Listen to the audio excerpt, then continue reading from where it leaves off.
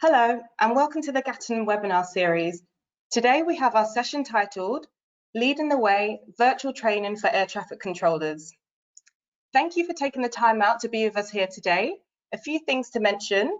We'll be conducting a poll throughout the webinar and answering questions. Should you have a question, please feel free to submit it in the panel on the right-hand side of your screen.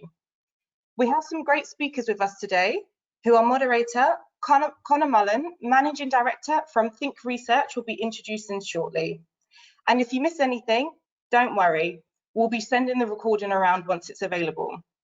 Without further ado, I'll hand over the mic to our moderator Connor and hope you enjoy our webinar.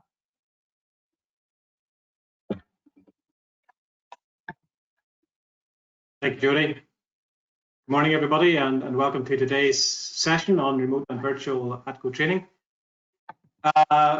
Following on from today, I'd like to introduce our panel today. We have Sharon Cook, the CEO of Airways International, the commercial arm of NSP Airways New Zealand.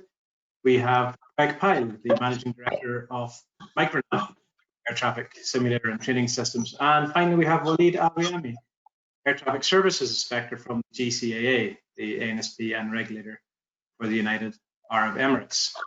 Now, first of all, panel, welcome. Good morning. Good morning. And afternoon and evening. What we want to do first is we want to have a little poll to understand the makeup of our audience a bit better.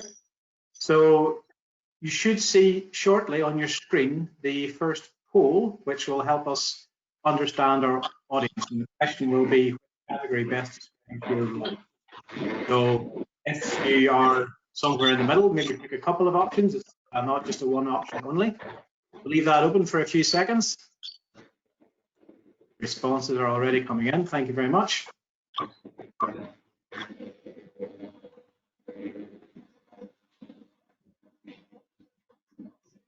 I'm seeing we have no airline people today. I don't know if that's a good thing or a bad thing. Leave it open for another few seconds.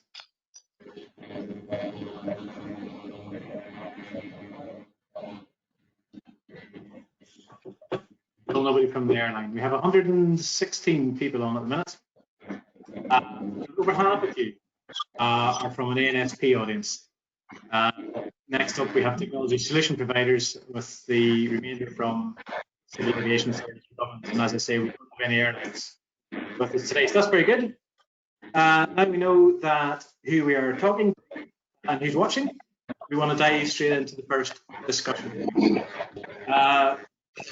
Remember, as well, as Jodie mentioned, please feel free to submit questions as they come up. We will have a dedicated section for audience questions somewhere around the second half, but also if anything comes up, we can try and work it in. First of all, Greg, over to you. How are you doing? Very well. Good. Tell us a little bit about the topic of remote and virtual ATCO training, and also how innovations such as this can help us overcome and remove barriers to learning in a new kind of environment like this. Yeah, it's an interesting one, and you know, the concept of remote piloting, remote interaction with students, the distance learning concepts have been around for a while. You know, there's well-established methodologies of delivering traditional classroom training, which were in use by lots of organizations around the world. But I think that the impact of COVID has really made us all focus on how we can make best use of that. And we've seen a large influx of training being delivered through, well, platforms just like this. So that's innovation, but I think that also drives new thinking, where traditionally people may have considered that these methodologies of delivery were not as optimal as they could be. I think that the results are proving that, done in the right way with the right kind of instructors and the right kind of courseware, that it is very effective. With regards to the simulation side, which is where we are, you know, the people in industry and user community that we're talking to they're having to continue with their operations. They have to maintain the currency, they have to maintain the training, And whilst there was a break for a while, we're engaging with a number of people to say, so what challenges do you have and how do you want to solve them? Now that's in the current COVID era, and I think the technology by most suppliers is going to get there and catch up with that demand on what the situation is now. But I think it's also going to change our thinking for the future. You know, we're no longer constrained by geographical barriers. We're no longer constrained by political barriers. And you know, with the speed of the internet and the speed of the technology development, I think it's just going to get better and better. Yeah. So I mean, we're talking a lot about technology and removing barriers. In case anybody's not quite aware of how you deliver this type of virtual or remote training, can you just give us a very, very quick overview of the type of, because innovation comes from some kind of change. Can you give us a quick overview of the type of changes that we're talking about here? Sure. Remove So you know, traditionally simulators are fixed assets in a room. People have to go into a building, they use the simulator, you know, everybody's in the same space. That's the traditional method, and it's you know, Windows operating systems or Unix operating systems, much like an office environment in many ways.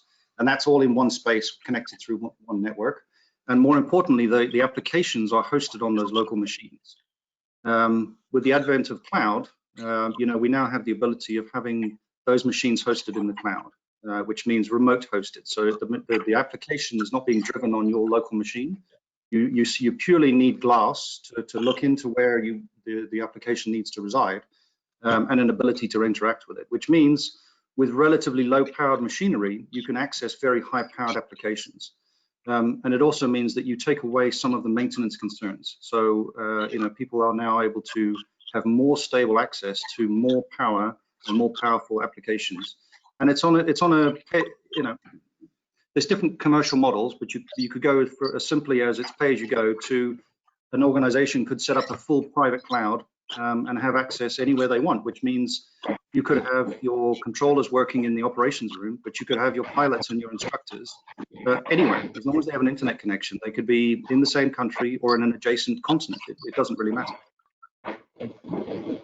Sharon, well, Greg's spoken a bit about the simulators now, and I see, I mean, in Airways you've been doing online classrooms as well. That's another important part of the training, the classroom element. So can you tell us a little bit about how you've been, again, what innovations you've been using to deliver that classroom element remotely as well? Yeah, sure. I guess, you know, with COVID-19, it brought the remote training into sharp focus for all of us. And I guess from our perspective, we've sort of been involved in e-learning for a number of years now, but I guess the difference in the last 12 weeks, in particular, I suppose, is we've kind of defined the use case, if you like, and what are the training outcomes that we're looking for, and then matching the solution to fit. And so within our suite, if you like, at the moment, we've got remote simulation happening, as Greg mentioned. You know, the pilots are in different places. Yes, we can deliver on the cloud now and park task trainers and those sorts of things. In the classroom delivery space, more so in courses, with our airbooks, it's self-directed, so people can just work at their own pace wherever they are, anywhere, anytime. For like licensing subjects and stuff like that, we're letting people kind of do the same, but we have to have some quality assurance, and we have to think about the assessment methodology so we can authenticate the learner and that they actually did the work and all of that. And then the other end of this spectrum, we've actually got the virtual classroom, and we've got a blended approach there. That's cohort-based, it's structured, you're doing it together. It's not a Zoom call though, and I would kind of argue that a Zoom call isn't necessarily, you know, a good online training option on its own. So it's a bit more than that. There's some multimedia, there's some interactive experiences. People do some stuff on their own. They come together, they interact with the instructor, you check in, you see how people are going. COVID-19 forced us to do that all day and every day, and we weren't before, not to this degree. So that's kind of where we're at the moment. Yeah. I mean, there's a couple of points kind of coming out of that then. I mean, first off, there's quite a few different stages to any ATCO training, right from the very first 6 weeks where you learn the fundamentals, all the way through to the operational unit type of training, the training you do in a training institute versus the stuff you do, which is more typically on the job training. Do you see this, again, get a feel for the scope of this innovation? Do you see it applying only to, if you like, the classical training institutes, or can it run all the way through? And again, that's a question both to Greg and Sharon. I can't speak to the training, but I can speak to the operational side. You know, we don't deliver training the way Sharon's organisation does. We deliver the tools. But certainly the engagement we've had with some of the end users is the full spectrum. So people are considering how they can continue with the ab initio training. But it goes to Sharon's point of, you know, you have to understand how the instructor can actually engage with the student. And again, we are looking at technologies. There are ways of observing the student. But I think the technology currently only goes so far. So there has to be a good balance and a good blend. There's, you know, the world is going to come right again, and we're moving back into that space. In New Zealand, they're first to do it, which is congratulations. I hope the rest of us catch up soon. Well, we had a bit of a setback, but okay, well, it'll come right. But the point is, I think that we now have people looking at all aspects of the use of the technology, and it's more than training. We're engaging with people for some of the operational concept design. We're doing rapid prototyping. We're looking at, you know, whereas before we would have to travel with engineers and specialists to a particular site to effectively do a couple of hours work. We're now doing that remotely. We're now doing that with shared desktops. We're doing that with you know, pushing applications into the cloud where customers and users can interact with the work that we've done and give us much more rapid feedback, which means they're getting value from the investment. And it also changes the thinking about the business case of how they want to invest. So it's, you know, it's not just the training element. There's much more to it. Greg, I think the other thing, I think we've got a culture shift, and there will be a change in not only how we do training, but the way we work. And Greg was really describing that. And that's our experience as well, because we basically had the Zoom platform, and it forced us to think about how we could do things different. And when we started doing it, we found we could. And we, you know, for good reason, we're a safety conscious industry. We are not early adopters in anything really, you know. I mean, as Greg mentioned before, in terms of remote training and e-learning, tertiaries are 30 years ahead. You know, they've been doing it for a long time. You can do this effectively. What's changed is we've opened our minds to it. We've become receptive to the possibilities, and we've probably surprised ourselves in terms of what we can do, how effective it's been, because we had to.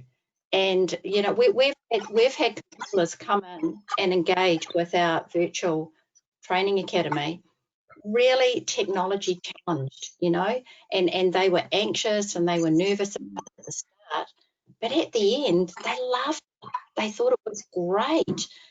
So, and that was quite surprising to us. So I think we will see a change. I think we'll do things different because we're up for it now, and we're ready for the conversation, and we'll give it a crack. So yeah. Yeah, I quite agree. I think one of the things that I've heard from somebody that is not in our specific industry but has a similar challenge is when they are sending their students away for training, and I know this is something that ATC from certain countries need, they send their students to places like the UK or New Zealand or Australia or other English language speaking countries, because there's the immersive element of outside the classroom. I do wonder how we get over that challenge. Yeah. Look, Greg, I agree, and we've talked about that. You can't take away the socialisation aspect of face-to-face, engaging with people and all of that. So, yeah, that'll still be a part of what we do. Well, I mean, it's interesting because whenever we think about innovation, we almost naturally think about technological innovation. But what I hear coming across is we have to look at our processes and the human aspects around it as well, and think more creatively. That, I mean, simulators, of course, aren't just used for training; they're used for research and development and airspace change and so on. And we've been doing remote R&D simulations, and again, they've only started recently. And Sharon, you mentioned teachers have been doing this for a long time. We talk about the technology that's been around for years. So I wonder, I mean, obviously the current situation is some kind of catalyst for what within us is now quite a dramatic shift. So 2 questions really. Why has it taken this catalyst to actually push us over that line? And 2, and I think you might have already answered this a little bit already, is it now here to stay? I think it will be here to stay, and I think it'll be, you find the use case and then you apply it where it fits. I think we'll see in terms of the changes, I think we'll see more personalised training on mobile devices. I think we'll see more flexibility. People can do it anytime, anywhere. You know, it won't have to be structured. You turn up at this time in this place. I think we'll see cloud-based, as Greg said. It'll be ubiquitous where people can they can control the way they do it. I think there's going to be a sustainability agenda around this as well. I think people are going to think about the need to travel and get on aircraft. I think they're going to think about all of the paper that we use. They're going to think about, you know, what does a clean and sustainable training environment look like? And it will evolve. It will evolve, and we will keep doing it if we get successful training outcomes and we get the results that we want. And I think it'll be blended. We'll still have some face-to-face, but we'll definitely ops training. I think where it's really expensive bringing people off the roster and sending them somewhere to their training academy for a couple of hours, as Greg said, to do something. I think we'll probably do that different in the future. But yeah, it's evolving, and I think we're open for it now, and it'll be interesting to see at times. Greg, you're I guess I don't know if you class yourself as a technology company, certainly a technology provider. Why has it, so as a technology company, in theory, you might have been able to do this 2 or 3 years ago. The technology was available. So what's taken something like the current crisis to push us over the line? Yeah, actually, the biggest barrier to people engaging with this technology and this methodology of work is not a technology barrier. Actually, it's a mindset of, you know, how secure their systems are. So the ATM industry appropriately has air-gapped systems, which means, for those that don't necessarily get that term, it means that those systems are not connected to the internet. And also, like, you know, the IT policies within different customers are often of different standards. Versus if you go into, for example, the banking industry, the technology and security standards are fairly standardized and common. And so with the different levels of security restrictions and the different levels of capability within those organizations, the ATM world is definitely catching up, but it's forced us all to move forward and to catch up. But it's also, I think, because of the nature of needing to get things done, you know, mother is the nature driver of invention. We have definitely seen people be more open-minded to the use of the technology and changing their policies in the short term to get over a hurdle. And now that they've done it, and the world has proved that, you know, things do continue to operate and things have not stopped, now it's becoming normal, and so we are changing the mindset of the use of the technology. Okay, so we can talk about changing technology. We can talk about changing mindsets. We have a little thing called regulation, I guess. That's Waleed, I'm going to come to you now.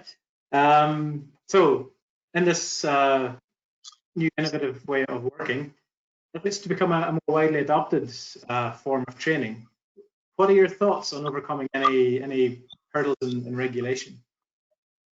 Thank you very much. I do echo and support our colleague here, Sharon and Greg, in terms of technology and utilizing of technology in all aspects, not only for training, but the entire service provider ANSP.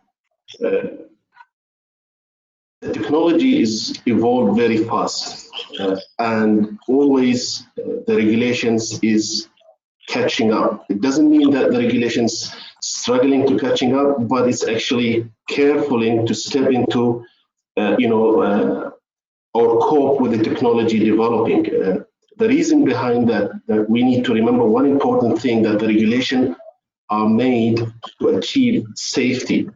And unless we are 100% assured, that utilizing such technology will remain, the primary goal is still remain, which is safety. Any variation, or I would say any technology that requires a change or variations, of course, the regulatory side of it will cope with it. However, it has to be within the same ultimate goal, which is safety again. Deviation from regulations, that's definitely will not be granted or welcome from the regulations. However, any variation, it has to be supported with a strong justification, strong explanations, in order to achieve the goal. All these requirements and rules are made in the regulations. There might be need in certain circumstances, which I'll refer to, like the COVID-19, utilizing technology during this period of time, it is welcome. However, we are not welcoming deviation from regulations. We are welcoming more, I would say, some sort of flexibility that can be granted in some rules or requirements in the regulation. Those flexibility has to be again supported and justified with very strong justification that can still demonstrate that the safety will remain there and the safety will still be maintained in all cases, despite whether the traffic capacity or the traffic whether decreases or increases, it's the same. So again, regulations is welcoming any technology, of course, and if you review the 20 or 30 years ago, the regulations, the way how it was set, based on the technology at that time during the training, and now it's a huge change has been made. But again, always that the regulation is looking for any technology that comes and then assess, study, and then make sure that the ultimate goal is still there. Circumstances like what we have now, again, deviation from regulation, I would still say that's not possible. It cannot be granted. However, flexibility, and when I say flexibility, again, it has to be justified. I'll give you like an example. Such flexibility in terms of, I would say, competency requirement. When it's required that the controller during a certain amount of hour in or that he's competent to continue to do the work. Now, those flexibility can be granted based on the traffic density that has been decreased, minimizing or increasing the hours requirement. That's some sort of like a flexibility being given based on circumstances. There is no traffic. Utilizing the technology, the current technology, such as simulator in the same thing. So this kind of flexibility has also to be justified, that it's still the safety will be the ultimate goal. The outcome of all those will still be safe. In that case, the regulator, I believe, will encourage such a thing. And I mean, I understand entirely what you mean with deviation versus flexibility. In your opinion, do you think current regulation has that flexibility to be interpreted in a way in which we can use this model? I would say yes, it has been ability in UAE. We have implemented flexibility during the current situations where we actually granted some flexibility for the ANSP, not only the ANSP but even the airline operators. We have to do that.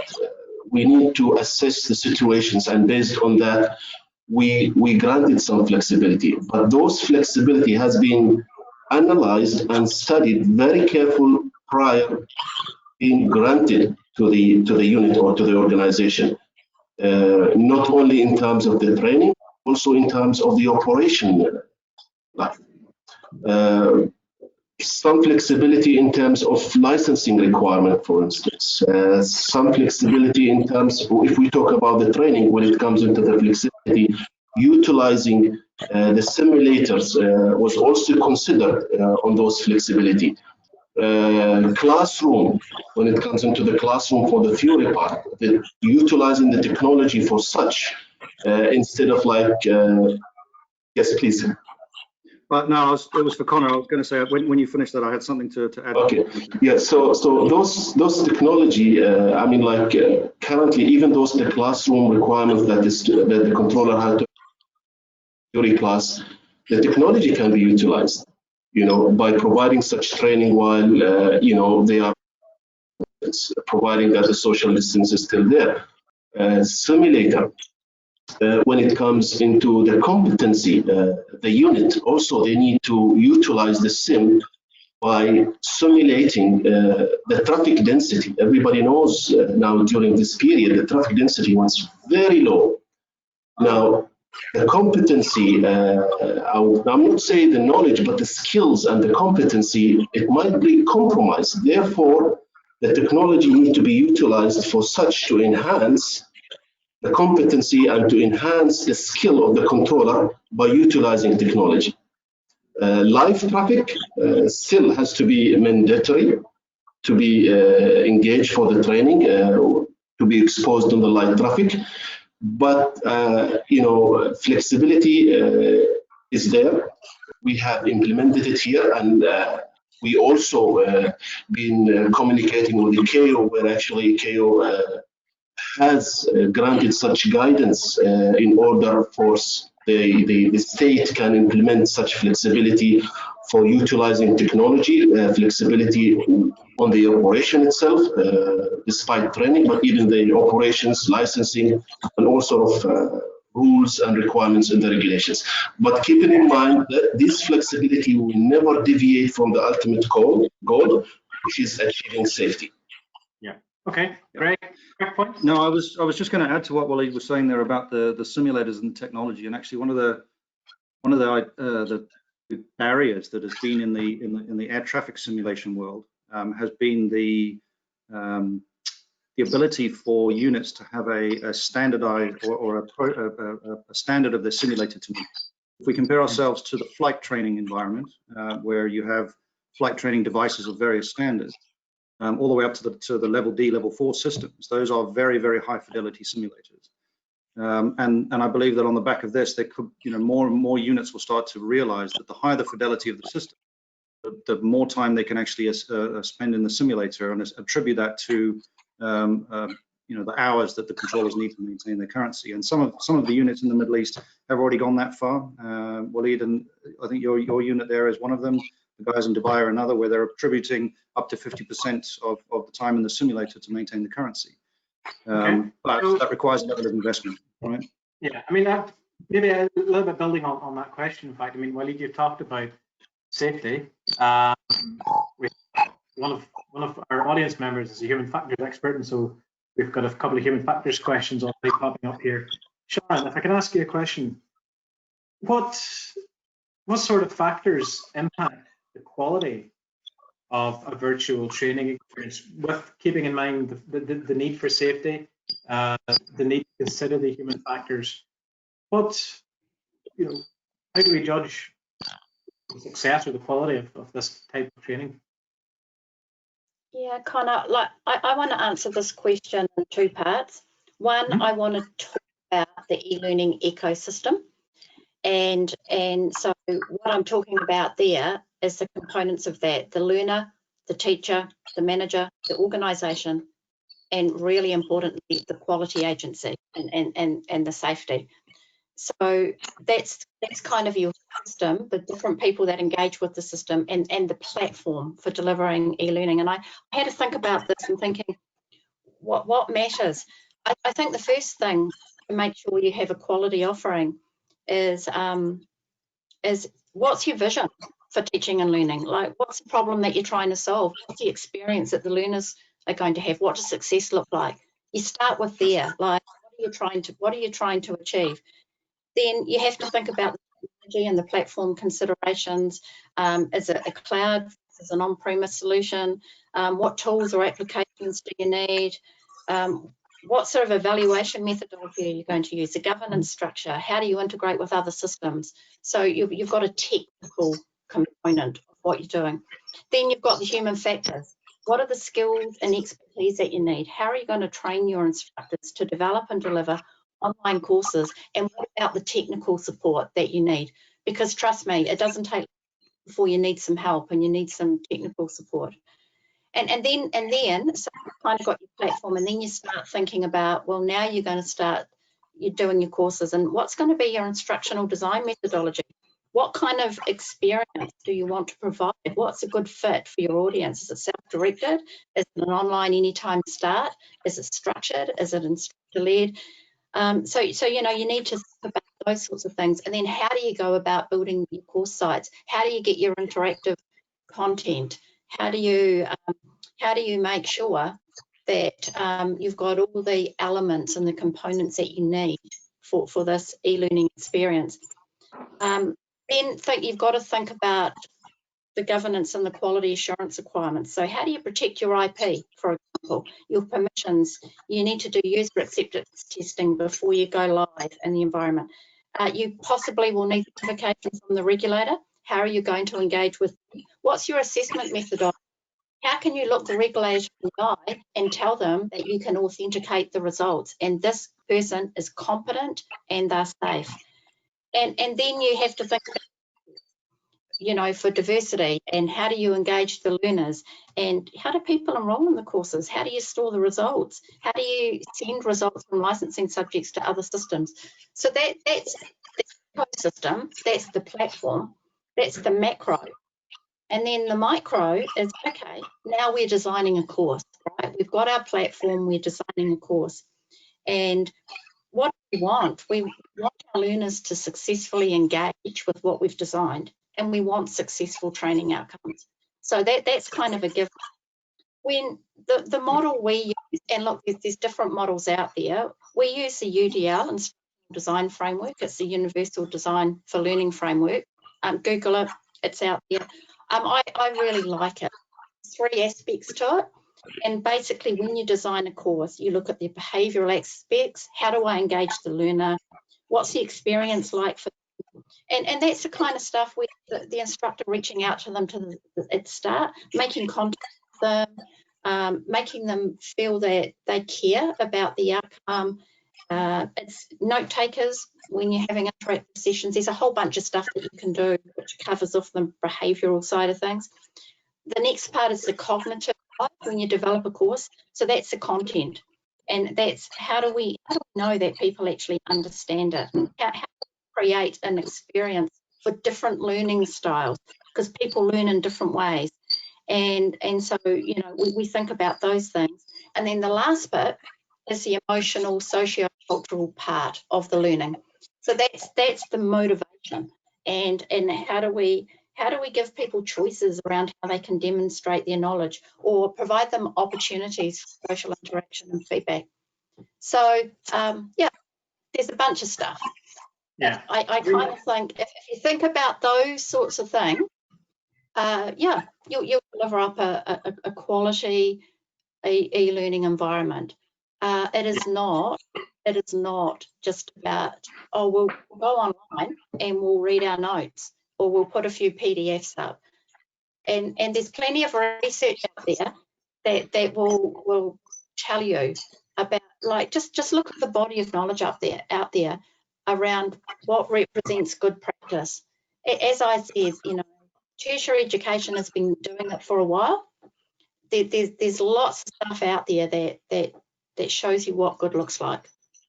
Yeah, I want to ask you a very quick question, hopefully a quick answer. When we talk about learning, we put the emphasis on the pupil, on the ability to absorb, but also we have to consider the role of the instructor in this, because it's often the instructor that monitors the emotions and the stress and so on.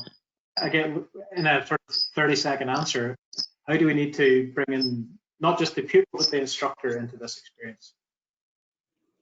We need to train instructors to deliver courses in this different paradigm, because it is different. It's I mean, just for us now, right? It's quite difficult, because we're talking to a bunch of people and we've got no feedback. We've got no body language that we can draw off. We don't know if people are understanding what we're saying or not, because we can't read their faces, and we can't take cues from what they're telling us. So it is a different way of imparting knowledge, and we just need to train people how to do it. Okay. Greg, I'm going to come back to you. I'll give you an audience question, so you've had no time to prepare for this, so good luck. It's a nice question, actually, from Richard. And what we talk about this type of technology and this type of solution, and what Richard asks is, remote or virtual method be a model that we can sort of switch to when required, allowing us to revert to traditional when we need to? Is it sort of a tap we can turn on and turn off? Yeah. How would it, you mentioned, I think in one of your earlier answers, there might be a couple of different business models to go here. But if you're a customer NSP or a training institute looking to implement this, what sort of, if you like, are they buying a product or a service? How do they access it? So the answer is both. You could buy a service from any of the technology companies that are going into the cloud, where we talk about a hosted versus or a public versus a private cloud. So the important thing to think about is data and application. So an organization will own their data, and they will control their data. That data can move around from platform to platform. So whether that data is being accessed by a cloud application, where somebody is accessing through a home system or a public system anywhere in the world, or that data is being accessed by the infrastructure that's been built to probably a higher fidelity by the organization, the data is common, which means that the exercises that you could run can be done anywhere you like, really. So we don't really see there as any physical barriers to it. We definitely are moving more to a service-based approach for a lot of customers, because really it's taking the headache away. You know, so now that they're looking at and it's not going to be great news for everybody, but you know, there will be less requirements for engineering internally within organizations if we move to cloud. So there's a restructure potentially that will come out of the back of that, but the long-term benefit is actually much better for the organization. So there's no really one answer on what good looks like there. It'll be driven by what's the demand of the customer and what are they actually trying to achieve. So, I mean, this is the first remote ATCO training webinar I've done, but I've done lots on remote provision of air traffic services for airports or remote tower. Quite often with them running a digital provision of ATS to an airport alongside, you know, switching at night time and so on. In this case, doesn't always stack up, because you actually have to maintain two infrastructures. So again, just picking up on something you mentioned earlier, you mentioned the business case in one of your earlier answers. Is there a business case for running, if you like, a virtual ops alongside a traditional ops to allow you to switch? Yeah, absolutely. And you know, if we think about the concept of virtual centers, you can go virtual tower, and actually a virtual tower is a good infrastructure that can be used as a simulator and also as an operational piece of equipment. Of course, there's some technology and some thinking about separating simulation land versus live land, but there are people in the world that are doing that already. When we think about the virtual center, in a couple of the European ANSPs, they have the ability to move their FTP and RDP capability around within a cloud, which means if you have a country that has two centers or a main and a standby, actually it's, one could be running as a simulator and one could be running as live. If the live goes down, the simulator rapidly can pick up the slack, and it's a case of moving people from one room to another. So rather than thinking about distance, think about the fact that, again, we come back to data and we come back to applications. If you have common application and common data running on any platform, you have the resilience within the business that you're looking for. Okay. Sharon, do you want to add anything to that? No, I thought that was an excellent answer, Greg. Makes a change, eh? Right. Okay. I think what we can do now, we can move to our second poll. So hopefully a slide with the poll questions will come up in a second or so. But having heard now our experts speak, the question is, to what extent do you think virtual training could replace the traditional classroom and simulator training for ATCOs? And the answers are not at all. And we'll always have face-to-face, a little, use a blended approach, a lot, or completely. And again, we will leave that poll open for a few seconds while we collect responses. And already we're seeing a bit of a trend emerge. We have what looks currently like a happy middle ground. We'll leave it open for another couple of seconds, and then the results will come up onto your screen.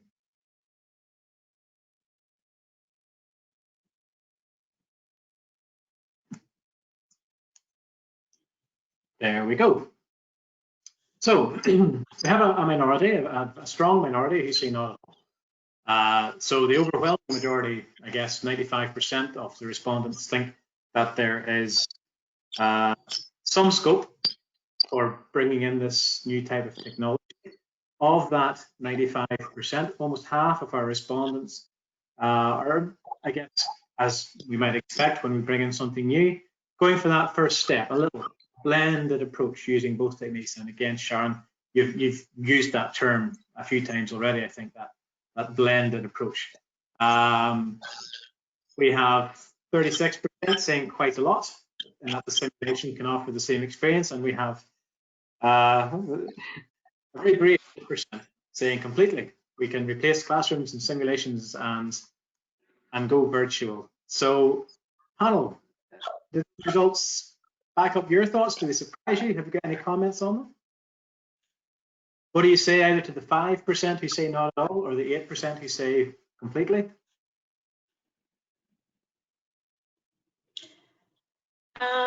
I guess the results are pretty much what I would have thought. To pick up on what Wael had said before, definitely in our environment at the moment, we're super busy in our sims because of the low volumes of traffic, and so we're getting people into the sims because it's been a while now that the traffic's been really, really slow, and so we're dealing with currency issues. We're dealing with people who aren't really match fit for when the traffic picks up, which it's starting to do now.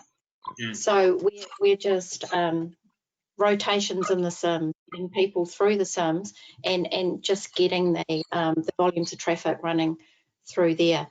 And as you mentioned, Greg, as well, we have the same experience. We're trying to work with our regulator at the moment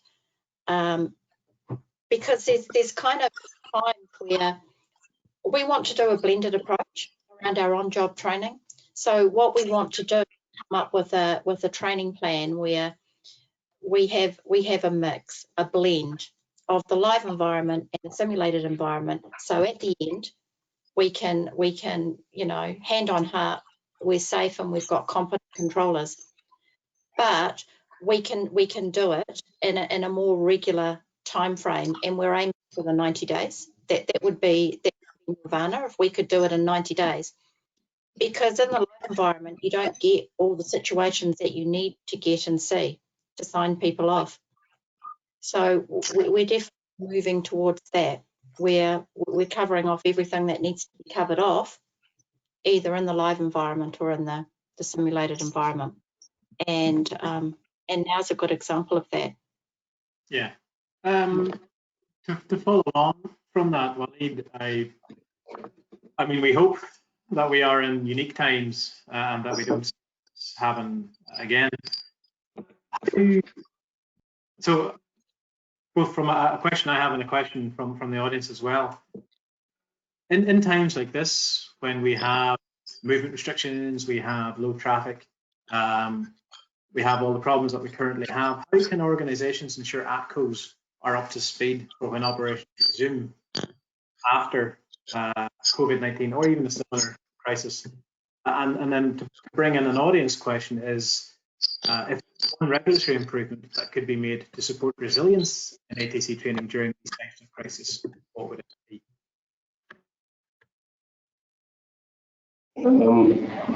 Now, during the current situation, I mean, all the ANSP, I mean, I would say, or ATS in particular, they develop a contingency plan, you know, by ensuring, you know, the traffic density has reduced too much. It's a big amount of reductions has happened.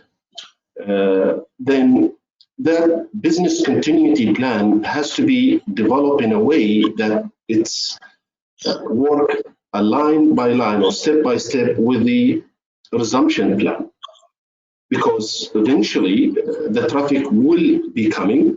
It might take time though, but it will be, thank God that the resumption will be gradually, which allow the NSP or the organizations to cope with the traffic when it comes back again, and ensure that the controller skill and competency are back into the same level where they were 3 or 4 or 1 year back. So the resumption plan, when it's been developed, they need to consider the gradually increase of the traffic. Backing up such, you know, skill or enhanced competency and skill, they should utilize also the simulator. By simulating those scenarios which has never been practiced during this time. For example, dual runway operation, reduced runway separation, LVOs. All those operations, it's never been practiced during this time. No need for it because the traffic density is very low. So technically, the airport will not go for the dual runway operation. They will use a single runway operations. So those operations, the unit need to encourage or support their personnel to utilize the sim to enhance their skill for such operations. Develop scenarios or models in a way, I would say it very clearly, in a situation in Dubai where the service provider dance, they come up with the models. They have a models of training on the simulator. We're actually using model 1, 2, 3, 4, up to 5, where model 1 is very low traffic for the ab training just started, and then model 5 to the final stages where the trainee will be exposed to the high level traffic which they have. So gradually, they will present those modules for the individual controller to ensure their competency and skills, and preparing them for the same density traffic that they used to have, over 1,000 movement or almost 2,000 movement a day. Which up to they will never expose them to the high level of resumptions or density traffic, but they goes gradually. Even though during the operations, the controllers or the unit, they need to encourage their controller to utilize the sim from their own personal timing during their break times. Maybe some incentive can be given to them, like a free coffee or something, if they go and utilize the sim. So this kind of technology, it has to be utilized. Again, to ensure social distance, to ensure spread of the virus. Also, the technology of the theory part or the classroom part training can be also utilized through the training, through the technology. So those kind of things they need to consider when they during their resumption plan to prepare for the traffic when it's resumed as it is prior the COVID-19. It is a challenge. Again, these all mitigations or utilization of the SIM and the ensure skills, enhancing skills, competency, it has to be aligned with the flexibility that's been granted by the regulator.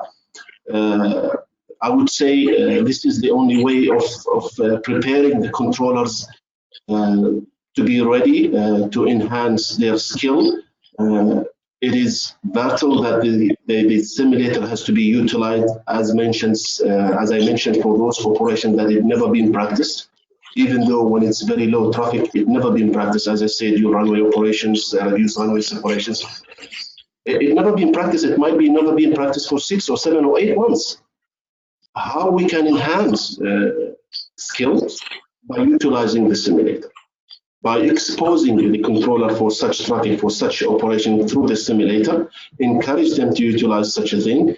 The theory part, I would say, or the classroom part, it is not that difficult to achieve because it is easy. I mean, you can send the training to the individual, you can send in terms of PowerPoint presentation so they can go through it, read through the procedures, read through the regulations, keep themselves up to date and skilled. Again, I will go back again to the same point with the flexibility that's been granted. It's not only to be granted for the individual in one operations, but it has to be in a different aspects. How do you think about it? So also, if you grant some flexibility in terms of the competency, then you need also to grant some flexibility in the other side from the licensing perspective. And when it goes to the licensing perspective, then they need to be some flexibility in terms of medical requirements. It's all linked together. It's all linked together. But again, finally, I will still keep reminding everybody that the ultimate goal, either for the regulator or even the service providers, is to ensure safety never and ever being compromised.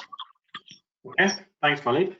So just as we move into the home straight of the webinar, I'm going to paraphrase one final audience question, and that is, I'm going to ask you all each individually, and if you can give me like a 60-second answer. The question is, and I'll put it to you first, Walid, what is the way forward from today?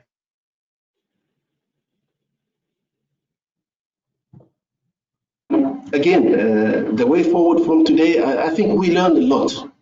We've been exposed to something that never been practiced before. We find ourselves in the middle of something that we need to deal with it. We started sometimes maybe some mistakes we did, and then we rectified it, and then we catch up. The way forward again, it's we need to learn out of this, and when we say we learn, we need to keep in mind to utilize whatever mitigations, whatever flexibility, whatever technology we have used during this time, it has to be continued in future. We have to keep this scenario in mind to keep ourselves, our mind set for such scenarios. The resumption will still continue there, will continue for quite a long time. Backed up with the technology to enhance the controller skills. Thanks very much, Walid. Greg, 60 seconds. What's the way forward? Walid gave a good answer. The way forward is to not remember the mistake, not to forget the mistakes that we made through this process.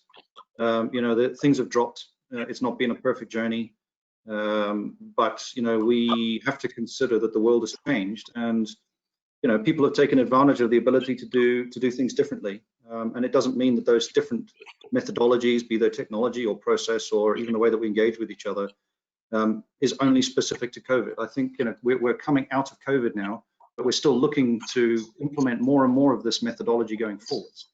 So that would be the 60-second answer. Thanks. And then finally, Sharon, over to you. Look, I think the way forward is to grab with both hands the things that worked really well and make the cultural change going forward, because we know we can, and so I just say keep the going. It doesn't mean that we can't reach back and take the things from the past that we missed and loved, but bring it together into the future, and never waste a crisis, right, for a step change. And we've already made the step change, so let's just keep it going and talk to each other. We've all had a different experience through this, so learn from others, collaborate, work together. Excellent, a lovely human message to end on. Well, thank you very much. So just to summarize, I guess, some of the points that we covered, it is a technology that has a lot of promise, a lot of use, even though it might have been around for a little while. We've, I guess, by one way or another, come to a catalyst whereby we've been able to accelerate it a little bit. We need to remember not just the technological change, but also the cultural shift as well. We think it's a technology that will last. So it's not just a technology based on the crisis. And 95% of our audience feel like it will play at least some part in ATCO training moving forward. And of course, remember, flex but don't deviate, I think is the message very strong from Walid. Well, here, thanks very much for your time. Thank you to the audience for your questions. Thank you for joining us. We're going to hand back now to Jodie, who will wrap up the webinar. Jodie is experiencing a technical problem organizer as well. Thank you everyone for joining us today. Please remember that the recording will be available on the website soon, and we hope to welcome you all to the next virtual session. Thank you very much. Thank you, everybody. Thank you for the moderation, Connor. You did a great Thank job. you very much. Thank you, Connor. Thank you. Appreciate it. Thanks a lot. Nice to catch up and talk virtually. Thanks, Walid. Stay safe, everybody. Stay safe. Yeah. Thanks, everyone. It was a good chat. Yeah. Thank you. All right. Enjoy the rest of your day. So just by the way, over. And you were just beginning.